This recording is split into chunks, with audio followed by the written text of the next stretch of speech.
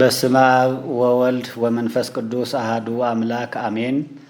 ኢትፍሩሁ ወስመናሁ ዜንወክሙ ዜና ሰናየ ዘይከውን ፍስሐ ለክሙ ለኩሉ ዓለም ንኩሉ ዓለም ዝኸውን ዓብይ ሓጎስ አበስረኩም ኣለኹሞ ኣይትፍርሑ።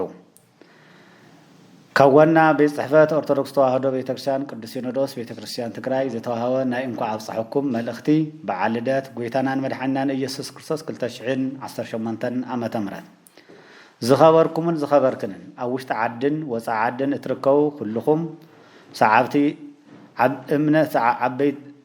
እምነት ክርስትና ኣቐዲምና እቲ ናይ ኩሉ ዓለም መዓልቲ ብስራት ዜና ሓጎስ ልደት ጎይታና መድሓኒና ኢየሱስ ክርስቶስ ዝኾነ በዓል ልደት 2018 ዓመተ ምህረት ብሰላም እንኳዕ ኣብፅሐኩም ኣብፅሐና ናይ ኩሉ ዓለም እዩ።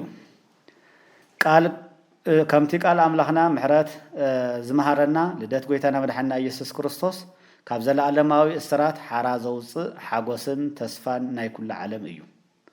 ስለዚ ሎሚ ዓመት በዓል ልደት እንትነኽብር ምስቲ ኣጋጢሙ ዘሎ ኣብ ተመዛበልቲ ወገናትና ከቢድ ሓደጋ ረሃብ ዋላ እኳ ልብና ዝሰብር እንተኾነ ወገናትና ንምድሓን ካብ ዘለኩም እናካፈልኩም ወገናትና ብሂወት ንክህሉ ዝገበርኩምዎ ወገናዊ ሓገዝ ሕዚ እውን ንምሕጋዝ ኣብ ምድላው እትርከቡ ብሩኻን ወገናትና ረኺብኩም ተይኮነስ ካብ ዘለኩም ኣካፊልኩም ምዃኑ ርድእ እዩ። ብምዃኑ እውን ሓጎስ ናይ በዓል ልደት መግለፂኡ እዚ ስለ ዝኾነ ንዝሃብኩምዎ ሰብኣዊ ሃይማኖታዊ ሰናይ ተግባር ንኩሉ ኣማኒ ዘሐጉስ ተግባር ስለ ዝኾነ ንተግባርኩም ክትሕጎስሉ ይግባኣኩም እናበልና ርሑስ በዓል ልደት ንክኾነልኩም እናተመነና ደጊምና እንኳ ኣብፅሐኩም ክንብል ንፈቱ።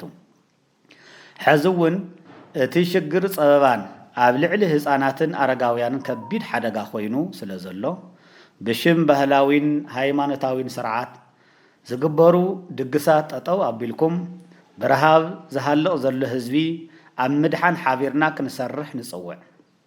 ብፍላይ ኣብ ውሽጢ ዓዲ ትርከቡ መራሕቲ ሃይማኖት ዘመኑ ኣስተውዒልኩም ብምርኣይ ብሽም ተስካርን መርዓን ዝግበር ዘሎ ኢኮኖሚ ጽባሕ ናብ ሓደጋ ዘእትወና ምዃኑ ተረዲኹም ነዚ ናብ ከቢድ ሓደጋ ዘምርሕ ብኽነት ክትከላኸሉን ብመሰረት ሕገ ቤተ ክርስቲያን ኦርቶዶክስ ተዋህዶ ቤተ ክርስቲያን ትግራይ ብሄር ሕግ አንቀጽ 139 ዝእዝዞ ግዴታኹም ክትዋፁ ጥቡቕ ወቕታዊ መልእኽቲ ብቤት ጽሕፈት ነመሓላልፍ።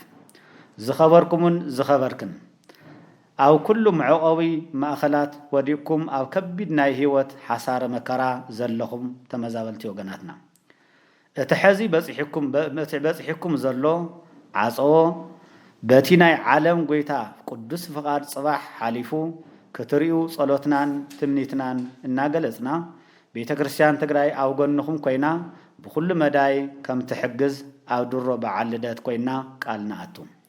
በዚ ኣጋጣሚ ኩልኩም ዝምልከተኩም ኣመራርሓ ጊዜያዊ መንግስቲ ትግራይን ፌደራል መንግስትን ውዕሊ ፕሪቶርያ ብዘይምፍጻሙ ዝሃልቕ ዘሎ ህዝቢ ታሪኽ ይቅር ዘይብሎ ፍጻሙ ምዃኑ ብውነ ተገንዚብኩም ህዝብኩም ክተድሕኑ ናብ መረበቱ ኣትዩ